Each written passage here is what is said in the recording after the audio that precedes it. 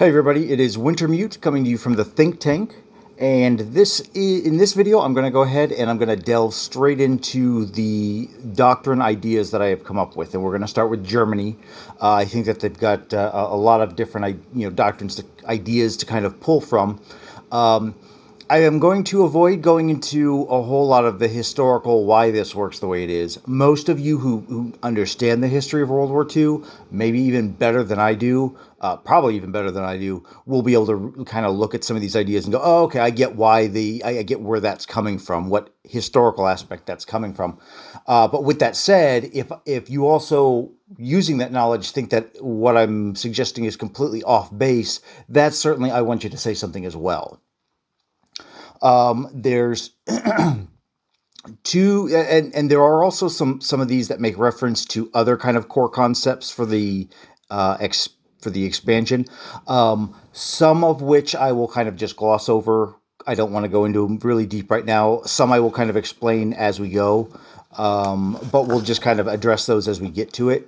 I also want to say that right now, these are designed with no prerequisites in mind. I kind of want to put these ideas out there and kind of let them ferment without going into great detail about prerequisites before you can take certain things.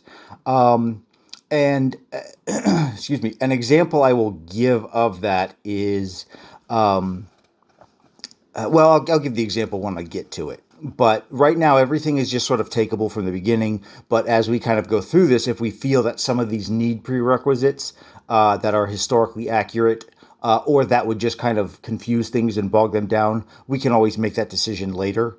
I also have not assigned any point values to anything.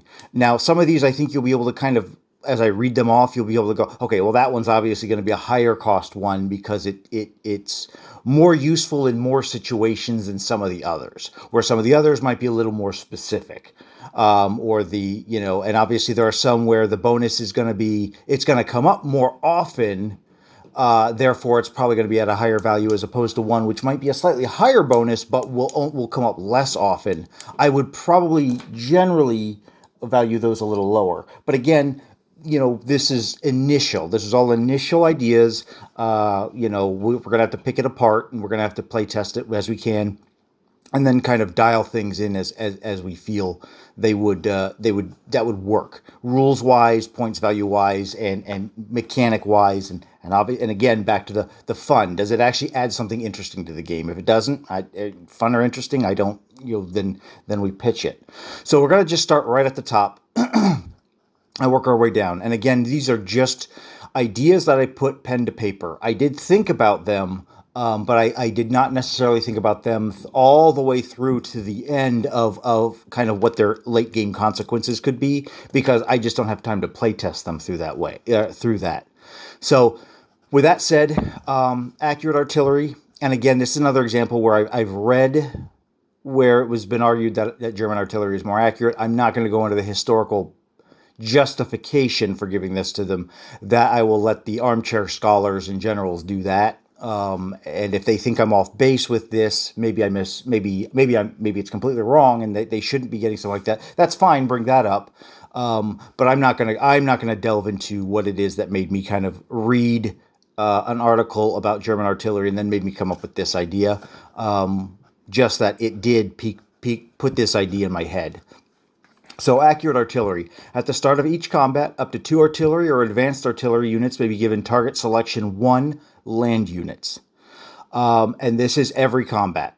And again, that's to make things a little simpler. Just every combat, up to 2 artillery, get this bonus. So if you've got 20 artillery there, still only 2 of them get that bonus. That is to rein things in from having a stack of artillery that is just going to, you're just going to get 12 of them together and just roll as many ones as possible to just get target selection. I wanted to cap a lot of that potential abuse. So that's why some of this is written the way it is. Air reconnaissance. During the attack phase, any medium bomber may move into an opponent land zone which has an IP value and roll an attack. If successful, gain 1 intel against that nation. One thing I did not add to this that I should have is this can be done during peacetime. So you can gain intel points against other nations before the war starts. And what intel points will be, I will explain later. I'm not going to do it now because they work more with missions and some of the other aspects. Amphibious armor. At the start of each amphibious assault, the attacking player may designate one light armor as amphibious. An amphibious armor may land on the first round of an amphibious assault. And this is another example where I know there are amphibious armor models out there. However, I felt it was simpler just to write the rules as this rather than come up with a new stat line and a new unit type and have that take place. Now, maybe the majority of players go, nope, we want a figurine and we think that's better and that's a better... Okay, well, if that seems to be the consensus, we can go that route. But this is also an example of where I kind of simplified things for ease of play. Okay, hopefully I don't have to explain as much this time. We can kind of move through these a little quicker. Armored cars may build one armored car unit per turn. Attack 2, Defense 2, Movement 2, Cost 4, Vehicle Class Unit, pair with Blitz 1-1, and may perform missions. I'm not going to go deep into missions right now, just know that this is a unit that is able to perform missions. That's part of the reason it costs 4. Combined arms. If your force has at least one Air Class unit, one Vehicle Class unit, one Artillery Class unit, and one Infantry Class unit, you may make one additional attack or defense roll at 3. So if you meet that criteria, you get one roll. It's not if you meet that criteria 5 times over, you get 5 extra rolls. Is if you just meet that criteria, you get 1 extra roll. Again, I don't want these rules to become imbalanced or abusive. So a lot of these have caps built into them. Elite training. During the production phase, you may pay to remove a unit from the board and place it in the Place Units box. When the unit is placed back onto the board, per the all normal placement rules, it gains an elite token, +1 attack, +1 defense. Ground units cost 1 IPP, naval and air units cost 2 IPP to place in the elite training. Limit of 1 unit per turn may be placed into elite training. I will say that being an elite will have something to do with missions. And historically, Germany did a lot of training leading up to the war, which a lot of other navies did, or militaries did. Okay, sorry, I'm going into the history. I said I wouldn't do that. Exploitation movement. During the non-combat movement phase, up to 3 ground units may move into a land zone which was captured this turn, if they have the movement to do so. Excuse me. Fighter sweep. During the combat phase, fighters may move into a land zone. The defending player may then scramble if they choose. Once the interception combat is complete, any remaining attacking aircraft may make an attack roll. For each successful attack, the defending player loses 1 IPP up to the maximum of half the IPP value of the zone, rounded down to a minimum of 0. Foreign volunteers. The first time you take a foreign land zone during the game, gain 1 recruitment point. Okay, I will explain recruitment points real quick. May be spent during your place units phase to buy a limited list of units. Any unit purchased using recruitment may be placed into a land zone you have controlled from the start of the turn. I also meant to put a limit of 1 per territory, but basically you will use recruitment points to pay 3 for a militia, 4 for an infantry, or 4 for a cavalry. So they are under the value of a single IPP. Gliders. Airborne units now gain +2 attack while performing an airborne assault that should read on the first round only. There's, like I said, this is the initial wave, so some of this needs to be cleaned up. Mechanized combat. During combat, if your force has twice as many vehicle class units as your opponent, gain 1 additional attack or defense roll, which hits on a 1-3. I'm sorry, I'm not sure if I'm getting these into the screen very well. I'm kind of, the way I have my camera positioned is a little lopsided, so we'll try this. Panzerfaust. At the start of each combat, up to 3 infantry class units, including cavalry but excluding militia, may be given target selection 1 vehicle class units. Veteran remnants. During the collect income phase, gain 1 recruitment point for each unit lost during this turn. And those recruitment points are just like what I had said earlier. You can use them to turn around and buy more stuff, but at a higher cost. Schwerpunkt. Light armor may now blitz. 2 light armor units count as 1 medium armor for pairing with other units. Shock troops. At the start of each combat, 1 infantry class unit, excluding militia, may be given +1 to its attack value for the duration of the battle. Tactical bombers versus facilities. Tactical bombers may now strategically bomb facilities, dealing 1d3 points of damage. This is another example where the original rules I'd come up with were more historically accurate, but also a little more confusing.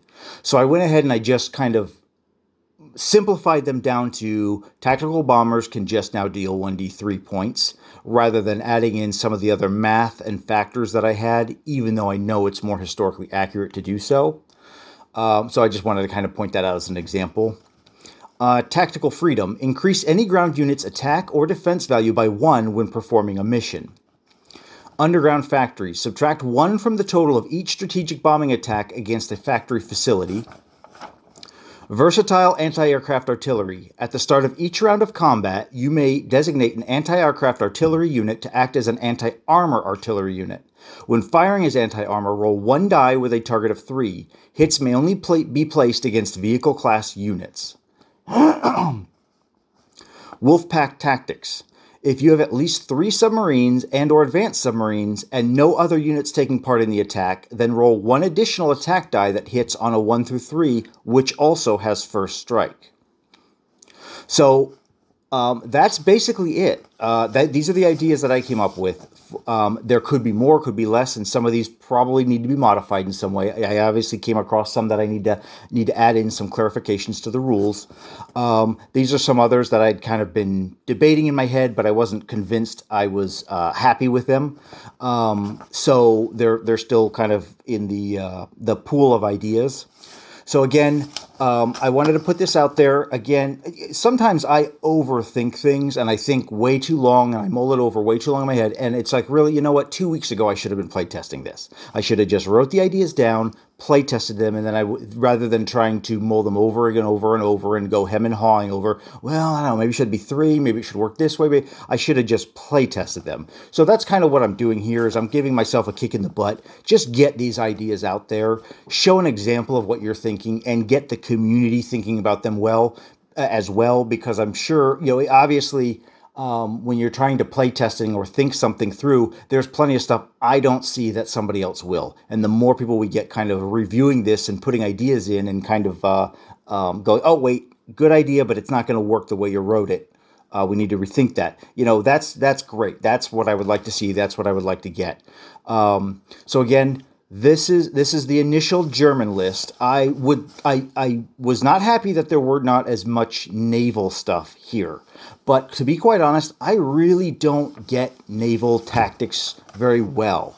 I have a couple ideas that come into play with Japan and America and some of the other big naval powers. But if somebody else has a really good understanding of naval tactics and how navies worked and how all that played out in World War II, if they could come and suggest more naval-specific kind of doctrines, that would be great, because that's just not an area I'm very good at. I also think there could be a few more air ones, and just to kind of flesh things out a little bit more. But again, any ideas, any polite criticisms, anything you want to add, go over, anything you need me to explain, please leave them in the comments below. And we're doing this. We're going to make this happen. So this is Wintermute signing off. Hope to hear from you soon.